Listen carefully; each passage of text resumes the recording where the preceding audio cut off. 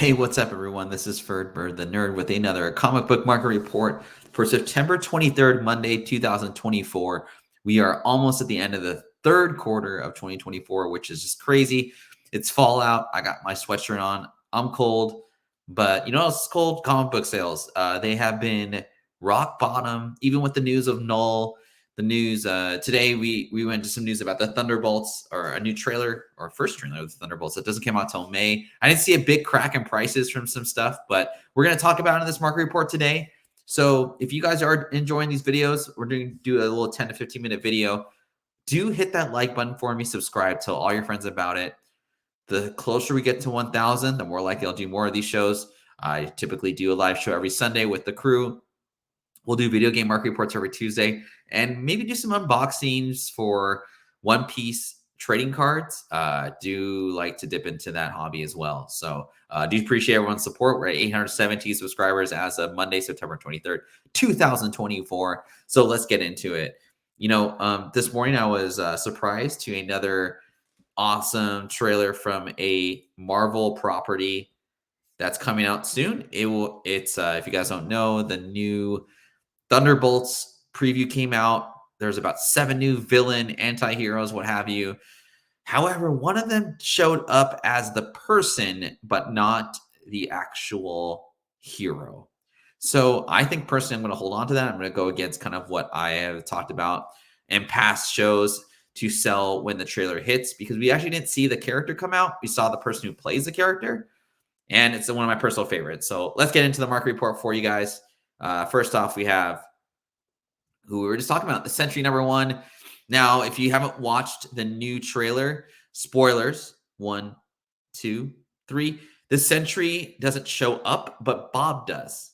And he shows up with a bunch of other characters that have already been introduced into the MCU. I think it looks entertaining. I mean, it's definitely, there's a little bit of quirkiness being part of the preview. So I kind of want to run away from that quirkiness of it. I don't know if I'm sold on the Sentry. I remember the first time I ever read about the Sentry, he was so dark and just like sad, and all that kind of darkness when it comes to the Marvel Knight series. I don't know. It was too happy of a character, just kind of like aloof. But I guess that makes sense because the Sentry is kind of like an aloof person anyway. So, or the person that actually plays him in human form, Bob. But nonetheless, 175.98 before 175 and a 98 last week. I'd sell mine at 350 because I feel like that's the fair price, but it might take longer for this to kind of come to fruition. It's a great series. If you've never read the Sentry, like every single Sentry series is awesome. I don't know what if they just put like the best writers on this goodness, but there you go. Sentry #1, 175.98. I'd sell mine at 350.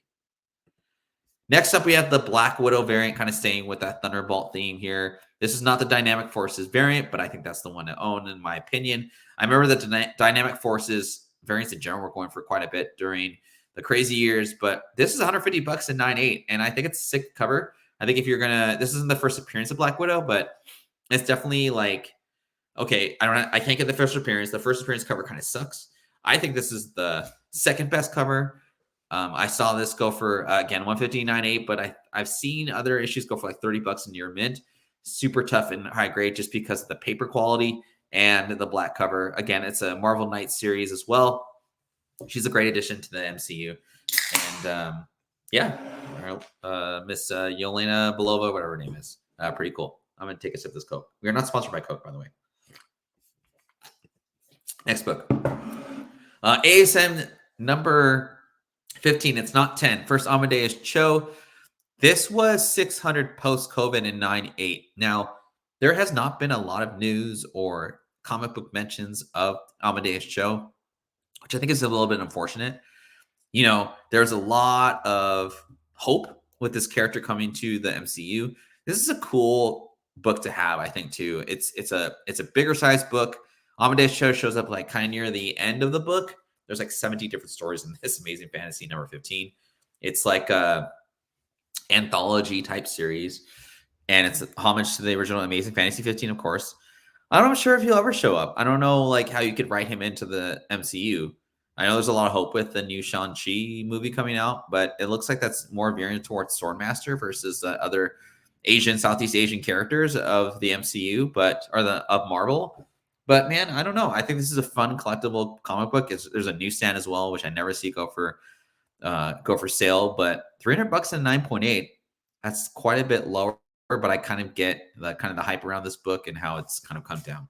So anyway, if you're in the market for one, that's a lot lower than it used to be.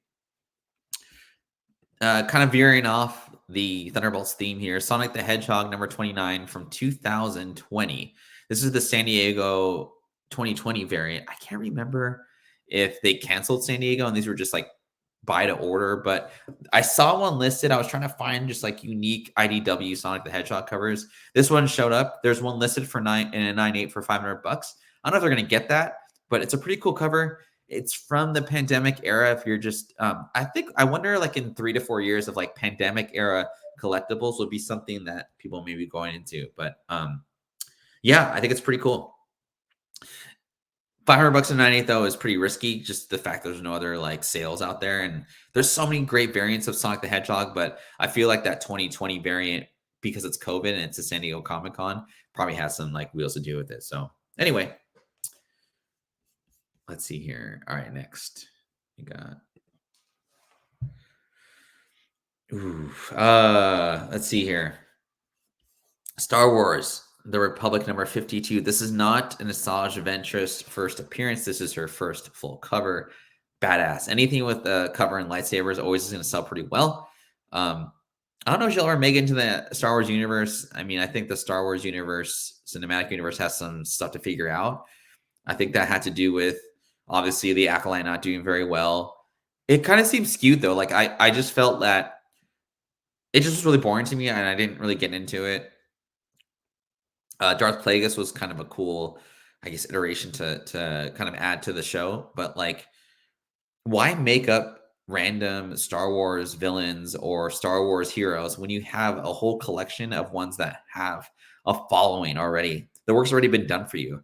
I think egos, this is in my soapbox for a second, but like, I think egos have really gotten in the way of a lot of writing in Hollywood in general. And whether it's to, I don't even say push an agenda, but push your idea. If your idea is not good, then it's not going to stick. And it's really going to not stick with fans of the show that have been diehard and shown kind of like, a lot of respect to the brand and loyalty.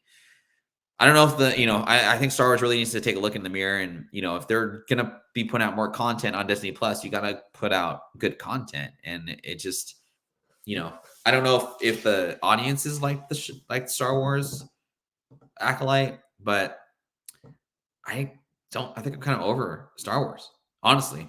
But the books are pretty cool. The covers are pretty awesome of these Star Wars Dark Horse books, and always be on the look for these books. But $25 in near mint, not too bad. Another Dark Horse, a book that I remember seeing for $100, and I was thinking, oh, that's not bad. $25 for this Star Wars Darth Maul, Son of Darthamir. I think the video games have done so well that it kind of keeps the hobby going for these, especially. I would think that if you did play the most recent iteration of Star Wars, I think it was Jedi Survivor, Darthamir is in the game as well as Darth Maul. So for me, that is why I always look out for these books. I don't know if that's really gone into like other gamer heads that they're trying to find the comic book, but $25 for this in a near mint. I like it. I think that's a really great price. And the cover is awesome. Get this signed by Ray Park or the voice of Darth Maul. I don't think that's a bad idea. And it just really pops. And this is my favorite. This is my favorite Darth Maul cover. And I'm not a huge Darth Maul fan. I thought it was really funny that how he got like killed in the first episode when the new ones came out. But nonetheless, these covers are insane. I love it. And yeah, I'll keep an eye out for these more often. I have kind of swayed away from Star Wars, or just kind of keep them on my watch list.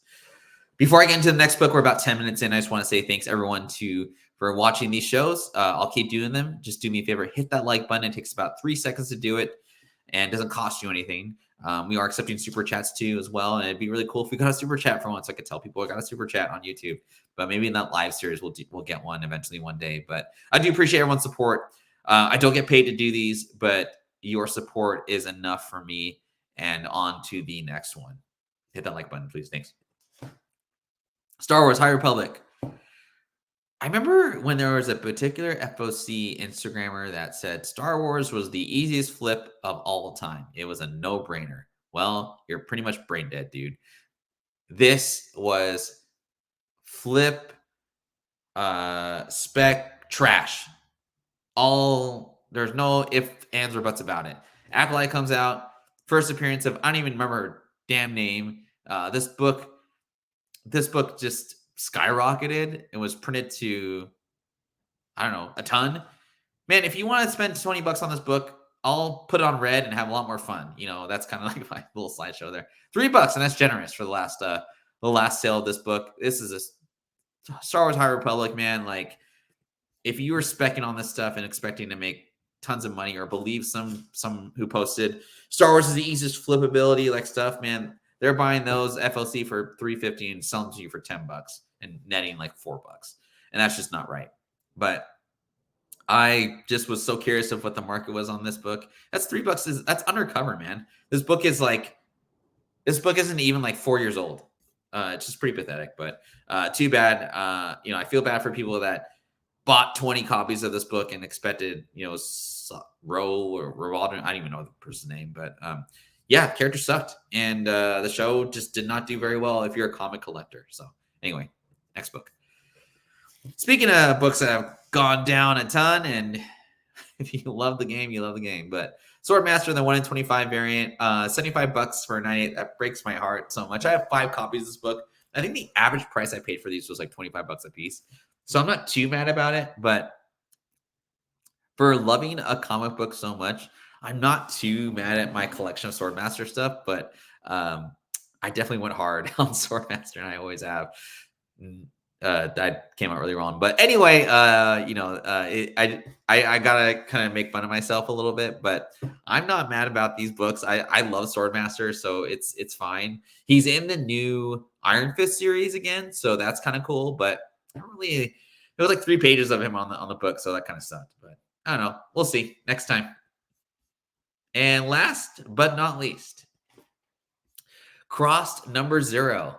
Now, what's funny about this book is, so this book came out in the early 2000s. It was a 8-issue miniseries. If you haven't read this book, you can get it, I think, for like $1 on Amazon. I just read it because part of the show, dude Fedora, he was saying that there's no way that Garth Ennis can get this picked up by someone. And I read the first issue, and I completely understand why. If you haven't, pay attention to the cook or the chef in the first part of the book, and you'll understand why this book will never come to the big screen. It would be, I don't even know what to say. It would just be weird. Spend the $1, read this book, and don't ever invest in this. I mean, I do want to read the series just because it's so insane, and it's a really odd concept, but this book is just crazy, man. I'm not even going to get into the details because I just want people to read it. But this book went for $20 in near mint. This was selling for $60 a few weeks ago. The last 9/8 sale I found in August was around $220, which I thought was insane. He isn't necessarily got this book optioned, and it's just reading the book that would deter me from trying to invest in it. But I would read the rest of the series just to see where it was going. But as far as like option news, and like, it's just gonna be really hard for Garth Ennis to be like, hey, see Cross number 0, the first few pages of this book. Do you think you want to put this on the big screen? Oh, and by the way, it has to be tit for tat. We can't cut out certain parts of this book. I can't think of a single studio that would go that far. You'd have to like create a brand new network that would put up with the craziness of that book. That's all I'm going to say. So anyway, only 15-minute show today. I do appreciate everyone watching these videos for the network. And I hope you all have a great week. It's only Monday, but we're almost there. No, we're not. It's only Monday. Tomorrow's Tuesday, and Tuesday is the worst day of the week. You'll have a great day. Take care and have a good time hunting for those comic books. And Bye-bye.